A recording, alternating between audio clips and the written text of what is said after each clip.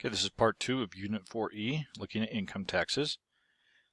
We just talked about deductions, standard versus itemized deductions. And we want to decide whether you should take the itemized or standard deduction in this case. So your deduction expenditures are $3,700 for contribution to charity and $760 for state income taxes. Your filing status entitles you to a standard deduction of $6,350. So if you were to itemize,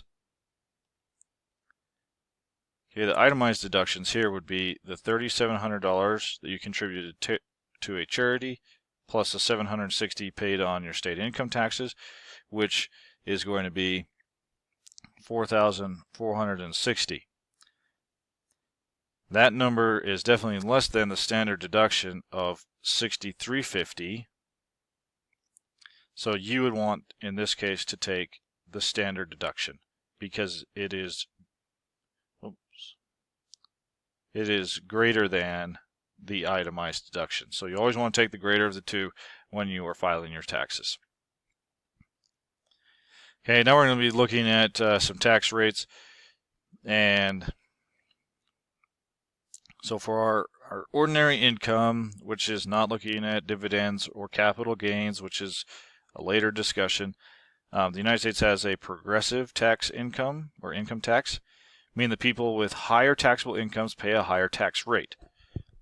The system works by assuming different, and here's kind of a key word here, marginal tax rates to different incomes or margins. And so, for example, suppose that you are single and your taxable income is $25,000. Under the 2017 tax rates, again, this is all changing with the new tax laws, but we are looking at 2017. What would happen is, so you're single, you would pay 10% on your first $9,300. So that's what this up to $9,325. You would then pay 15% on the remaining balance, which is $15,675, because this balance goes all the way up to $37,950, but you only make $25,000. So you are going to fall in the 15% tax bracket because that's the highest you go.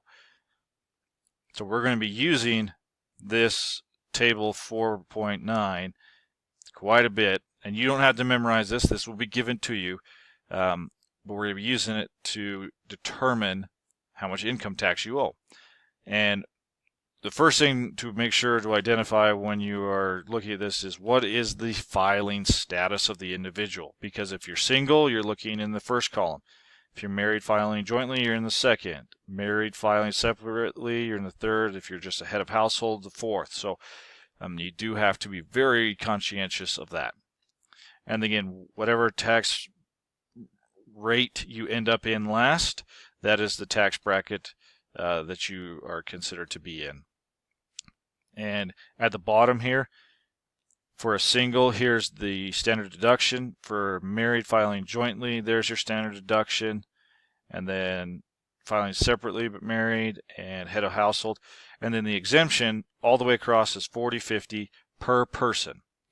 And so if it says you're married filing jointly with 3 dependents, then you would need to have that exemption 5 different times for you, the individual, the spouse, and then the 3 dependents.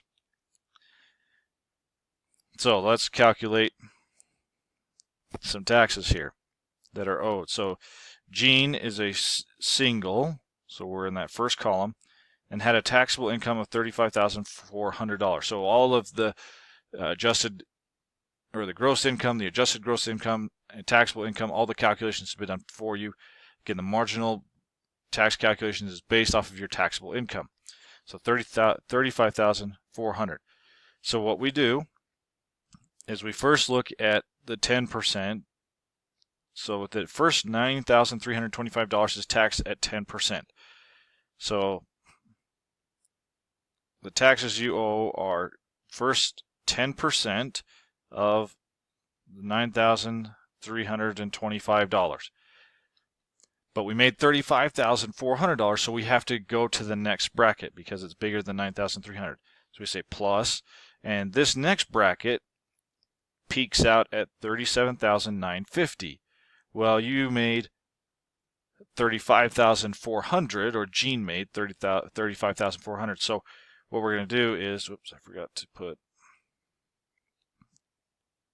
so plus, now we're 15% times, and it needs to be the amount of money between that you earn between $35,400 and $9,300. So you just take the difference, $35,400 minus $9,325, and that difference right there will be how much is taxed at 15%. Notice I did not go up to the full $37,950 because Gene didn't make that much. Gene made $35,400, and so we stop where we peak out. So now if I compute all of this, I'll get $4,843.75. Now, most of the time, actually all the time, they are going to round to the nearest dollar for simplicity. So for $4,874 would be your taxes owed for that year in that situation if you were Gene. Okay, let's look at another one. So we've got Winoma and Jim are married, filed jointly. Okay, so there's key right there, with a taxable income of $105,500. They are also entitled to a $2,000 tax credit. Remember, tax credits come off the back after you compute taxes. You subtract tax credit directly from that. So married, filed jointly. We know their taxable income is $105,500. And so when we look at that, okay, we don't need to subtract off any deductions or exemptions or anything because that is the taxable income, so that's already calculated for us. So we come up here, married, file jointly. Okay, the first 10% is on the first $18,650. So your taxes here are going to be 10% times $18,650 plus, now we got to go to the 15% margin, and the 15% margin for married filing jointly is $75,900. Now we make more than $79,500, or excuse me, $75,900. So we are going to take that cap of $75,900 minus $18,650. That's just finding out how much money is being taxed at 15%. So that difference there, again, is just that quantity of money is being taxed at 15%. Then the next one is up to $153,010. So this is now the 25% bracket. So it's a plus 25%. Now we don't quite get up to the $153,100. This couple is at $105,000. So since they don't quite meet it, but it still falls within that range, we take the $105,500, subtract the lower limit of the previous bracket, $75,900, and this will be your total tax. So follow your order of operations. If you have a scientific calculator, you should be able to type it in just as you see it. And when you multiply all of this out, you're going to get $17,852.50, and that's how much tax you owe, or these people, and they would be in the 25% tax bracket. Now remember, they had the tax credit, and tax credits come right off the back.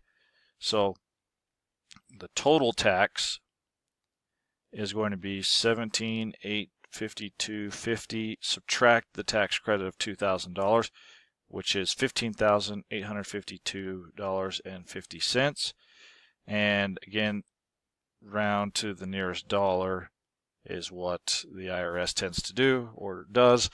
So $15,853 would be the total tax that is due for this couple that is married and filing jointly. Okay. So we've talked a little bit about tax credits and deductions. They may sound similar, but they are different. Okay.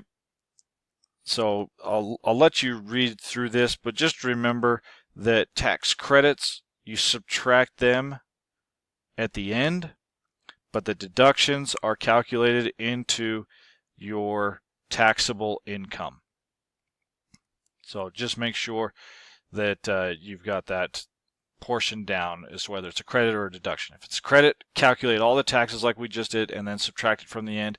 If it's a deduction, then that is calculated into the taxable income before you do those calculations. So if we look at this example number 37 here, we got Midori and Tremaine are in the 28% tax bracket and take the standard deduction. How much will their tax bill be reduced if they qualify for a $500 tax credit? Okay, again, it's a tax credit. It's not a deduction. So since it's a tax credit, then they would be given the full $500 reduction there. Okay, if it was or full $500 credit. If it was a deduction, then it would be less than that. Okay, so I'm going to say a couple things about Social Security and Medicare taxes, and then we'll have to end this video and start on a part 3. Now, in addition to being subject to taxes computed with marginal rates, some income is subjective or subject to Social Security and Medicare taxes, which are collected under the obscure name of what we call the Fica taxes, and that's the Federal Insurance Contribution Act. This goes back quite a long time. Okay, taxes collected under FICA are used to pay for Social Security and Medicare benefits, primarily for people who are retired. So you won't see this for a long period of time. Now, FICA taxes are calculated on all wages, tips, self-employment income. You cannot subtract adjustments, exemptions, deductions, or anything when you're calculating these taxes. They come right off of your gross income. But FICA taxes do not apply to income sources such as, so I guess I should not say your full gross income. Doesn't come into account when you look at interest, dividends, and profits. So it's more of your wages, tips, income, those type of things. Okay, now FICA taxes are paid by both your employers and the employee. You share this equally. So in 2017, again, and this number changes from year to year in a lot of cases, but for 2017, the FICA tax rates were 7.65% on the first $127,200 of income, with the employer matching that. So you pay it and your employer pays it.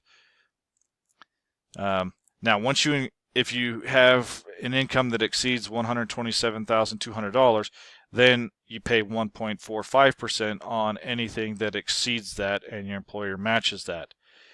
Here's one thing that hurts a little bit. If you are self-employed, you must pay both the employee and the employer shares.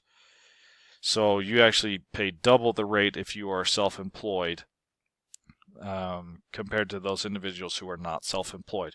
Because again, if you're the employer and the employee, you have to pick up the 7.5% on both sides.